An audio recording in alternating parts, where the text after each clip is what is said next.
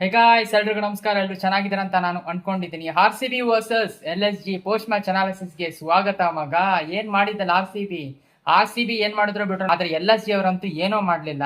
ಅವ್ರದ್ದು ಬ್ಯಾಟಿಂಗ್ ಇಲ್ಲ, ಆಮೇಲೆ ನೆಕ್ಸ್ಟ್ ಬೌಲಿಂಗ್ ಇಲ್ಲ, ಏನು ನನ್ಗಂತೂ LSG ಈ ಸತಿ ಟೀಮು ಟೋಟಲಿ ಅಷ್ಟೊಂದು ಕನ್ವಿನ್ಸ್ ಆಗಿ ನನ್ಗೇನು ಅಷ್ಟೊಂದು ಕಾಣ್ತಾ ಇಲ್ಲ. ಸೊ ಯಾಕಂದ್ರೆ 3 ಇಂಪಾರ್ಟೆಂಟ್ ಬ್ಯಾಟ್ಸ್ಮನ್ ಗಳಿದ್ದಾರೆ, ಆದ್ರೂ ಏನೋ ಮಾಡಕ್ ಆಗ್ತಾ ಇಲ್ಲ ಇಲ್ಲಿ. ಯಾಕಂದ್ರೆ ಹೈಯೆಸ್ಟ್ ಸ್ಕೋರಿಂಗ್ ವೆನ್ಯೂ ಅದು ಚಿನ್ನಸ್ವಾಮಿಲಿ ಬರೀ 146 ಹೊಡೆದಿದ್ದಾರೆ ಅಂದ್ರೆ ನೀವು ಇಮ್ಯಾಜಿನ್ ಮಾಡ್ಕೊಬೇಕು.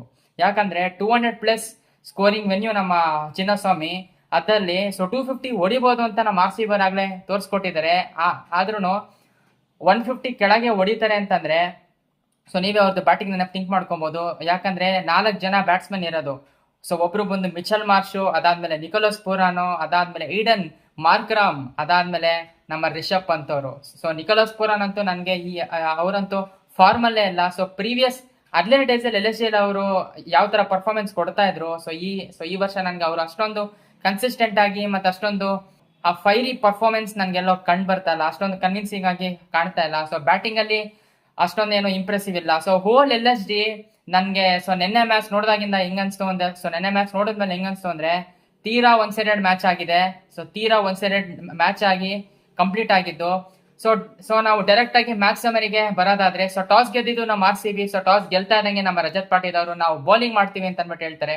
ಸೊ ನಾರ್ಮಲ್ ಆಗಿ ಚಿನ್ನಸ್ವಾಮಿಲಿ ಟಾಸ್ ಗೆದ್ದವರು ಬೌಲಿಂಗ್ ಆಯ್ಕೆ ಮಾಡ್ಕೊಂತಾರೆ. ಸೊ ಬೌಲಿಂಗ್ ಆಯ್ಕೆ ಮಾಡ್ಕೊಂತ ಆದ್ಮೇಲೆ LSG ಅವರು ಬ್ಯಾಟಿಂಗ್ ಆಡಕ್ಕೆ ಬರ್ತಾರೆ. ಸೊ ನಾನ್ ಅನ್ಕೊಂಡಿದ್ದೆ ಏನೋ ಒಂದು 200+ ಇಲ್ಲಾಂದ್ರೆ ಅಟ್ಲೀಸ್ಟ್ 180 ಆರ್ 180 ಯಾರು ಆರ್ 190 ಯಾರು ಹೊಡೆದಿದ್ದಾರೆ ಅಂತ ನಾನು ಅನ್ಕೊಂಡಿದ್ದೆ. ಸೊ ಎಲ್ಲ ಕುಟ್ಟ ಆಡ್ಕೊಂಡು ಡಗ್ಔಟ್ ಸೇರ್ಕೊಂಡಿದ್ದೆ ಆಯ್ತಲ್ಲಿ. ಬೆಸ್ಟ್ ಬೌಲಿಂಗ್ ಪರ್ಫಾರ್ಮೆನ್ಸ್ ಬರೋದು ನಮ್ಮ ಹ್ಯಾಸಲ್ವುಡ್ ಇಂದ. ಸೊ ಹ್ಯಾಸಲ್ವುಡ್ ಅವರು 1 ವಿಕೆಟ್ ತಗೊಂತಾರೆ. ಸೊ ಈಕ್ವಲ್ ಕಾಂಟ್ರಿಬ್ಯೂಷನ್ ಎಲ್ರಿಗೂ. ಸೊ ಎಲ್ಲಾ ಬೌಲರ್ ಹತ್ರನು 2 ವಿಕೆಟ್ಸ್ ತಗೊಂತಾರೆ. Hazlewood 1 wicket. ಅದಾದ್ಮೇಲೆ ರಸಿಕ್ ದಾರ್ ಏನ್ರಿ ಅವ್ರದ್ದು ಬೌಲಿಂಗ್. ರಸಿಕ್ ದಾರ್ದಂತೂ ಸಗದಾಗಿತ್ತು ಮಾತ್ರ. So is made A comeback. So last ವರ್ಷ ಇದೇ ರಸಿಕ್ ದಾರ್ ಅನ್ನ ಕೂರಿಸಿದ್ರು. ಸೊ ರಸಿಕ್ ದಾರ್ ಅವರು 24 ರನ್ ಕೊಟ್ಬಿಟ್ಟು ಅವ್ರು 4 ವಿಕೆಟ್ ತಗೊಂತಾರೆ. ಸೊ ಇಂಪಾರ್ಟೆಂಟ್ ವಿಕೆಟ್ಸ್ಗಳು. ಸೊ 2 ಕ್ಯಾಚ್, ಆಮೇಲೆ 2 ಬೋಲ್ಡ್ ಮಾಡ್ಕೊಂತಾರೆ. ಅದಾದ್ಮೇಲೆ ಕೃಣಾಲ್ ಪಾಂಡ್ಯ ಎಲ್ಲ ಇಂಪ್ರೆಸಿವ್ ಆಗಿ ಕ್ರೂಷಿಯಲ್ ವಿಕೆಟ್ಸ್ ನ ತಗೊಂತಾರೆ. ಅವರು 2 ವಿಕೆಟ್ ಕೃಣಾಲ್ ಪಾಂಡ್ಯ ಅವರು. ಅದಾದ್ಮೇಲೆ ನೆಕ್ಸ್ಟ್ ಬಂದು ಭುವನೇಶ್ವರ್ ಕುಮಾರ್ ಅವರು 3 ವಿಕೆಟ್ಸ್ ತಗೊಂತಾರೆ. ಸೊ ಟೋಟಲಿ ಡಾಮಿನೇಷನ್ ನಮ್ಮ ಬೌಲಿಂಗ್ ಸೈಡ್ ಇಂದ. ಸೊ 150ಗೆ ನಾವು ರಿಸ್ಟ್ರಿಕ್ಟ್ ಮಾಡ್ತೀವಿ ಅವ್ರನ್ನ. ಸೊ 150 ಕೆಳಗೆ, 150 ಅಂತೂ ಹೊಡೆಯಕ್ಕಾಗಲ್ಲ ಅವ್ರ ಕೈಲಿ. ಸೊ 150ಗೆ ನಾವು 150 ಕೆಳಗೆ 146ಗೆ ನಾವು ರಿಸ್ಟ್ರಿಕ್ಟ್ ಮಾಡ್ತೀವಿ. ಸೆಕೆಂಡ್ ಇನ್ನಿಂಗ್ಸ್ ನಮ್ಮ RCB ಅವರು ಬ್ಯಾಟಿಂಗ್ ಮಾಡಕ್ಕಂತ ಬರ್ತಾರೆ. ಸೊ ನಿನ್ನೆ ಒಂದು ಇಂಪ್ರೆಸಿವ್ ವಿಷಯ, ಆಮೇಲೆ ಇನ್ನೊಂದೇನಂತ ಅಂದ್ರೆ ನಮ್ಗೆ ಹೆಮ್ಮೆ ಆಗಿದ್ದು ಮತ್ತೆ ಪ್ರೌಡ್ ವಿಷಯ ಏನಾಗಿದೆ ಅಂತಂದ್ರೆ ವಿರಾಟ್ ಕೊಹ್ಲಿ ಅವರು ಇಂಪ್ಯಾಕ್ಟ್ ಆಗಿ ಇದೇ ಮೊದಲನೇ ಸತಿ ಆಡಿದ್ದು. ಸೊ ಎಷ್ಟು ವರ್ಷ ಆದ್ಮೇಲೆ ಅವರು ಇಂಪ್ಯಾಕ್ಟ್ ಆಗಿ ಆಡ್ತಾರೆ. ಸೊ ಯಾಕಂದ್ರೆ ಅವ್ರಿಗೆ ಹುಷಾರಿರ್ಲಿಲ್ಲ. ಸೊ ನೀ ಇಂಜುರಿ ಕೂಡ ಆಗಿತ್ತು.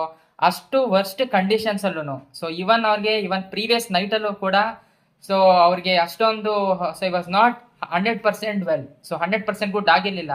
ಆದ್ರೂ RCBಗೋಸ್ಕರ ನಾನು ಏನ್ ಬೇಕಾದ್ರೂ ಮಾಡ್ತೀನಿ, RCBಗೋಸ್ಕರ ಮ್ಯಾಚ್ಗೋಸ್ಕರ ಹೆಂಗ್ ಬೇಕಾದ್ರೂ ಗೆಲ್ಲಿಸ್ಕೊಡ್ತೀನಿ ಅಂದ್ಬಿಟ್ಟು ಬರ್ತಾರಲ್ಲ, ಆ ಸ್ಪಿರಿಟ್ ನಮ್ಗಂತೂ ತುಂಬಾ ಇಷ್ಟ ಆಗುತ್ತೆ. ಸೊ ಇವ್ರನ್ನ ನೋಡಿ ಇನ್ನು ಯಂಗ್ಸ್ಟರ್ಸ್ಗೆ ಎಕ್ಸಾಂಪಲ್ ಆಗ್ತಾನೆ ಇದ್ದಾರೆ ನಮ್ಮ ವಿರಾಟ್ ಕೊಹ್ಲಿ ಅವರು. ಸೊ ಯಾವ ಕಂಡೀಷನ್ ಅಲ್ಲೂ ಇಫ್ ದರ್ ಇಸ್ 1% ಚಾನ್ಸ್, ಅವ್ರ ಬಾಯಿಂದ ಹೇಳಿದ್ದಾರೆ. So if there is 1% chance ಆಗಿದ್ರು ಕೂಡ ಟ್ರೈ ಮಾಡಿ ನೀವು ಅದನ್ನ ಅಚೀವ್ ಮಾಡ್ಕೊಳ್ಳಿ ಅಂತ ಅಂದ್ಬಿಟ್ಟು ಹೇಳಿದ್ರು. ಸೊ ಆ ವರ್ಸ್ಟ್ ಕಂಡೀಷನ್ಸ್ ಅಲ್ಲೂ ಕೂಡ ಅವರು 49 ರನ್ಸ್ ಹೊಡಿತಾರೆ. So what A good decent ನಾಕ್ ಅಂತ ನಾನು ಹೇಳ್ತೀನಿ. ಸೊ ಫಿಲ್ ಸಾಲ್ಟ್ ಅವರು ಪಟ್ ಅಂತ ಔಟ್ ಆಗ್ಬಿಡ್ತಾರೆ. ಒಂದೊಂದ್ಸತಿ ಆಡ್ತಾರೆ, ಒಂದ್ಸತಿ ಔಟ್ ಆಗ್ತಾರೆ, ಏನು ಹೇಳಕ್ಕಾಗಲ್ಲ. ಒಂದೊಂದ್ಸತಿ ಅವರು ಚಿನ್ನಸ್ವಾಮಿಲಿ ಅಕ್ರಾಸ್ ಹೊಡೆಯಕ್ ಹೋಗ್ತಾರೆ. So we can't tell about that. ಆದ್ರೆ ಈಸ್ ಅ ಬೆಸ್ಟ್ ಬ್ಯಾಟರ್ ಅಲ್ಲಿ. ಸೊ ಅದಾದ್ಮೇಲೆ ದೇವದತ್ ಪಡಿಕಲ್ ಅವರು ಒಂದು ಡೀಸೆಂಟ್ ಇನ್ನಿಂಗ್ಸ್ ನ ಆಡ್ತಾರೆ. ಸೊ ಬರ್ತಾ ಇದ್ದಂಗೆ ಅವರು ಗುದ್ದಕ್ಕೆ ಶುರು ಮಾಡ್ತಾರೆ. ಅದಾದ್ಮೇಲೆ ನೆಕ್ಸ್ಟ್ ಬಂದು ನಮ್ಮ ಕ್ಯಾಪ್ಟನ್ ರಜತ್ ಪಾಟೀದಾರ್. ಸೊ ಏನ್ ಕನ್ಸಿಸ್ಟೆನ್ಸಿ ಪರ್ಫಾರ್ಮೆನ್ಸ್ ಅಂತ ನಾವು ಅವ್ರದ್ದು ಹೇಳ್ಬೋದು. ಸೊ ರಜತ್ ಪಾಟೀದಾರ್ ಅವ್ರದ್ದು ಬರ್ತಾ ಇದ್ದಂಗೆ ಎಲ್ಲಾ ಮ್ಯಾಚ್ 50 ರನ್ಸ್ ಹೊಡಿತಿದ್ದಾರೆ. ಸೊ ಕ್ಯಾಪ್ಟನ್ಸ್ ನಾಕ್ ಅಂತ ನಾವ್ ಹೇಳ್ಬೋದು. ಸ್ಪಿನ್ನರ್ಸ್ ಗುದ್ದುತ್ತಾರೆ, ಆಮೇಲೆ ಪೇಸೋರ್ಗೂ ಹೊಡಿತಾರೆ. ಎಲ್ಲಿ ನಾವು LSG ಬೌಲರ್ಸ್ ಗಳಿಗೆ ಎಲ್ಲಿ ಹಾಕ್ಬೇಕಂತಾನೆ ಅರ್ಥ ಆಗ್ತಾ ಇರಲ್ಲ ಅಲ್ಲಿ. ಸೊ ಎಲ್ಲ ಹಾಕಿದ್ರು ಹೊಡಿತಾ ಇರ್ತಾರೆ ನಮ್ಮ ರಜತ್ ಪಾಟೀದಾರ್. ಆಮೇಲೆ ಮೊಹಮ್ಮದ್ ಶಮಿ ಅವ್ರಿಗೆ 2 6 ಹೊಡಿತಾರೆ ರಜತ್ ಪಾಟೀದಾರ್. ಸ್ಪಿನ್ನರ್ಗೂ 6 ಹೊಡಿತಾರೆ, ಮತ್ತೆ ಶಮಿಗೂ ಪೇಸರ್ಗೂ 6 ಹೊಡಿತಾರೆ. ಸೊ ಅವರೊಂದು ಡೀಸೆಂಟ್ ನಾಕ್ ಆಡ್ತಾರೆ. ಅದಾದ್ಮೇಲೆ ನೆಕ್ಸ್ಟ್ ನಮ್ಮ ಜಿತೇಶ್ ಶರ್ಮಾ ಅವರು ಇದೇ ದಿಗ್ವೇಶ್ ರಾತಿಗೆ ನೋಬಾಲ್ ಆದಾಗ ಹೆಂಗೆ ಚಚ್ಚಿದ್ರು ಅದೇ ತರ ಇದೆ. ಸೊ 1 ಓವರ್ ಅಲ್ಲಿ 21 ರನ್ ಏನೋ ಚಚ್ತಾರೆ. 2 6 ಮತ್ತೆ 2 4 ಹೊಡೆದ್ಬಿಟ್ಟು ಚಚ್ತಾರೆ. ಸೊ ಅದೇ ಹಳೆ ಜಿತೇಶ್ ಆಗಿ ಅವರು ಕನ್ವರ್ಟ್ ಆಗಿದ್ದಾರೆ. ಅಂಡ್ ನೆಕ್ಸ್ಟ್ ಬಂದು ಲಾಸ್ಟ್ ಅಲ್ಲಿ ನಾವು ಈ ಒಂದು ಕಂಡೀಷನ್ ಅಲ್ಲೂ ನಾವು 3 to ಒಂದ್ 5 ವಿಕೆಟ್ ಕಳ್ಕೊಂತೀವಿ. ಸೊ 5 ವಿಕೆಟ್ ಕಳ್ಕೊಂಡಾದ್ಮೇಲೆ ಸೊ ಅಲ್ಲಿ ಬರೋದು ನಮ್ಮ ಟೀಮ್ ಮಾನ್ಸ್ಟರ್ ಡೇವಿಡ್ ಆಮೇಲೆ ರೊಮಾರಿಯೋ ಶೆಫರ್ಡ್. ಸೊ ಇವರಿಬ್ರು 6-4 ಹೊಡೆದ್ಬಿಟ್ಟು ಮ್ಯಾಚ್ ನ ಕಂಪ್ಲೀಟ್ ಮಾಡ್ತಾರೆ. ಬರೀ 12-13 ಓವರ್ ಅಲ್ಲಿ ಆಲ್ಮೋಸ್ಟ್ ಮ್ಯಾಚ್ ಕಂಪ್ಲೀಟ್ ಆಗೋಗುತ್ತೆ. ನಮ್ಗಂತೂ ಅಷ್ಟೇನೇನು ನಂಗಷ್ಟೊತ್ತೇನು ಥ್ರಿಲ್ಲಿಂಗ್ ಅನ್ಸ್ಲಿಲ್ಲ, ಏನಿಲ್ಲ. RCB ಅವ್ರ ಹತ್ರ ಬರೋರೆಲ್ಲ ಬಂದು ಹೊಡ್ಸ್ಕೊಂಡು ಹೋಗ್ತಾ ಇದಾರೆ. ಅಷ್ಟೊಂದು ನನಗೆ ಈ ಸತಿ ಪ್ರತಿ ಟೀಮ್ ಅಟ್ಲೀಸ್ಟ್ ಕಾಂಪಿಟೇಷನ್ ಆದ್ರೂ ಇರಬೇಕು, ಅಟ್ಲೀಸ್ಟ್ 190+, ಅಟ್ಲೀಸ್ಟ್ ಈಕ್ವಲ್ ಕಾಂಪಿಟೇಷನ್ ಇಲ್ಲ.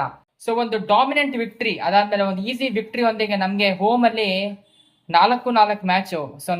ಸೊ ಇಲ್ಲಿವರೆಗೂ ನಾವು ಹೋಮ್ ಅಲ್ಲಿ ಎಷ್ಟು ಮ್ಯಾಚ್ ಆಡಿದೀವಿ, ಸೊ ಅಷ್ಟು ಮ್ಯಾಚು ನಾವು ನೆನ್ನೆ ಗೆಲ್ತೀವಿ. ಸೊ ಗೆದ್ಬಿಟ್ಟು ಟಾಪ್ ಆಫ್ ದ ಟೇಬಲ್ ಹೋಗ್ತೀವಿ ನಾವು. So with the positive run rate RCB ನ ಯಾರಿಗೂ ನಾವು ಕಂಪೇರ್ ಮಾಡಕ್ ಆಗಲ್ಲ ಈ ಸತಿ, ಯಾಕಂದ್ರೆ ಅಷ್ಟು ಡಾಮಿನೆಂಟ್ ಆಗಿರೋದು. ಸೊ ಬ್ಯಾಟಿಂಗ್ ಸೈಡ್ ಡೆಪ್ತ್ ಇದೆ. So batting strong batting lineup ಇದೆ ನಮ್ದು RCBದು. ಅದಾದ್ಮೇಲೆ ಸೊ ಬೌಲಿಂಗು ಅಷ್ಟೇನೆ 150 ಕೆಳಗೆ ನಾವು ಈ ಚಿನ್ನಸ್ವಾಮಿ ಸ್ಟೇಡಿಯಂ ಅಲ್ಲಿ ರಿಸ್ಟ್ರಿಕ್ಟ್ ಮಾಡ್ತೀವಿ ಅಂತ ಅಂದ್ರೆ ನಮ್ಮ ಬೌಲಿಂಗ್ ಅಟ್ಯಾಕ್ ಹೆಂಗಿದೆ ಅಂತ ನೀವೆಲ್ಲ ಥಿಂಕ್ ಮಾಡ್ಕೋಬಹುದು, ಇಮ್ಯಾಜಿನ್ ಮಾಡೋದು ಅವಶ್ಯಕತೆ ಇಲ್ಲ, ಥಿಂಕ್ ಮಾಡೋದು ಅವಶ್ಯಕತೆ ಇಲ್ಲ. ನೀವು ಹೋಗಿ ಪಾಯಿಂಟ್ಸ್ ಟೇಬಲ್ ನೀವು ನೋಡಿದ್ರೆ ಗೊತ್ತಾಗುತ್ತೆ ನಮ್ಮ RCB ನಾವ್ ಎಲ್ಲಿದೀವಿ ಅಂತ. So top of the table ನಾವು ಈ ಸತಿ ಕೂತಿದೀವಿ.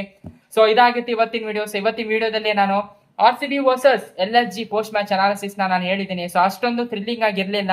It was completely one sided match ಆಗಿತ್ತು. RCB ಹತ್ರ ಬಂದವರೆಲ್ಲ ಹೊಡ್ಸ್ಕೊಂಡು ಹೋಗ್ತಾ ಇದ್ದಾರೆ.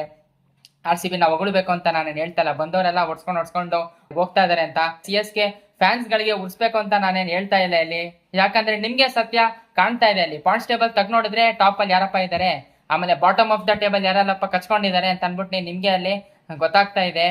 ಸೊ ಇದಾಗಿತ್ತು ಇವತ್ತಿನ ವಿಡಿಯೋ. ಸೊ ಇವತ್ತಿನ ವಿಡಿಯೋ ನಿಮ್ಗೆ ಇಷ್ಟ ಆಗಿದ್ರೆ ಶೇರ್ ಮಾಡಿ. ಆಮೇಲೆ ಸೊ ನಿಮ್ಗೆ ಇಷ್ಟ ಆಗಿದ್ರೆ ಈ ವಿಡಿಯೋ ಎಲ್ಲಿ ಶೇರ್ ಮಾಡ್ತೀರಾ ನೀವು, ಕರೆಕ್ಟ್ ಅಲ್ವಾ? ಸೊ ನೀವು ಇವನ್ ಮ್ಯಾಚ್ ನ ನೀವು ನೋಡಿರ್ತೀರಾ. So important video, informative video ಆಗಿದ್ರೆ ಶೇರ್ ಮಾಡಿ ಅಂತ ನಾನು ಹೇಳ್ತೀನಿ. ಅಂಡ್ ಈ ವಿಡಿಯೋ ನೀವೇನಾದ್ರು ಹೊಸದಾಗಿ ನೋಡ್ತಾ ಇದೀರಾ ಅಂತ ಅಂದ್ರೆ, ಅಂಡ್ ಇವನ್ ನನ್ನ ಚಾನಲ್ ನ ಹೊಸದಾಗಿ ನೋಡ್ತಾ ಇದೀರಾ ಅಂತ ಅಂದ್ರೆ ಸಬ್ಸ್ಕ್ರೈಬ್ ಮಾಡ್ಕೊಳ್ಳಿ. ಇದೇ ತರ ನನ್ನ ಹೊಸ ವಿಡಿಯೋಗಳಿಗೆ, ಆಮೇಲೆ ಹೊಸ ಟ್ರಾವೆಲಿಂಗ್ ವ್ಲಾಗ್ಸ್ ವಿಡಿಯೋಗಳಿಗೆ, ಅಂಡ್ ಇದೇ ತರ inspire and explore with Vishal Raj ವಿಡಿಯೋಗಳಿಗೆ ಸಬ್ಸ್ಕ್ರೈಬ್ ಮಾಡ್ಕೊಂಡಿಲ್ಲ ಅಂದ್ರೆ ಸಬ್ಸ್ಕ್ರೈಬ್ ಮಾಡ್ಕೊಳ್ಳಿ. ಹಂಗೆ ಬೆಲ್ ಐಕಾನ್ ಕೂಡ ಕ್ಲಿಕ್ ಮಾಡಬಹುದು, ಯಾಕಂದ್ರೆ ನಾನು ಅಪ್ಲೋಡ್ ಮಾಡೋ ಇಂಪಾರ್ಟೆಂಟ್ ವಿಡಿಯೋಸ್ಗಳು, ಇನ್ಫಾರ್ಮೇಟಿವ್ ವಿಡಿಯೋಗಳು ಮತ್ತೆ ಟ್ರಾವೆಲಿಂಗ್ ವ್ಲಾಗ್ಸ್ಗಳು ಪಟ್ಟಂತ ನೋಟಿಫಿಕೇಶನ್ ನಿಮ್ಗೆ ಬರುತ್ತೆ ಅಂತ ಹೇಳ್ತಾ ಸಿಗೋಣ ಮುಂದಿನ ವಿಡಿಯೋಲಿ. ಅಲ್ಲಿವರೆಗೂ ಟೇಕ್ ಕೇರ್ ಅಂಡ್ ಬಾಯ್.